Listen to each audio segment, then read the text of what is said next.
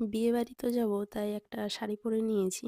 হ্যাঁ, তারপর সাজুগুজু করতে হবে। তো তারপরেই শুরু হয়েছে পাগলামো। মানে কি করব বুঝতে পারছি না।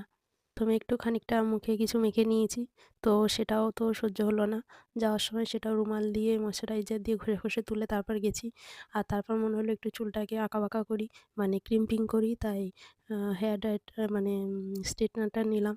নিয়ে খানিকটা ক্রিম্পিং করে নিয়ে তারপর যাওয়ার সময় কোনো লাভ হলো না। সেই ক্লিপ দিয়ে চুলটাকে মুড়িয়ে মানে বাড়িতে যেভাবে থাকি সেভাবে বেঁধে আবার চলে গেছি। না হাতে, না গলায়, না কানে কোনো কিছুই পরি না। মানে পরলেও আমাকে মানায় না। সবগুলোই পরে, পরে দেখেছি। দেখে আবার খুলে রেখে দিয়েছি। কানে ২-৩ টে বড়, বড় কানের পরেছি। সেটাও পরে আবার খুলে রেখে দিয়েছি। বিয়েবাড়িতে যাবো বলে নেল পালিশ পরবো বলে নেল পালিশ তুলে রেখেছি। কিন্তু পরতে ভুলে গেছি। মানে ওইভাবেই চলে গেছি। তো পরার মধ্যে এই শাড়িটাই মানে ড্রেসটাই একটু পরি ঠিকঠাকভাবে ব্যাস। আর কোনো কিছুই আমার সাজের মধ্যে পড়ে না। এই হলো আমার বিয়েবাড়ির সাজ। কেমন লাগবে বলো?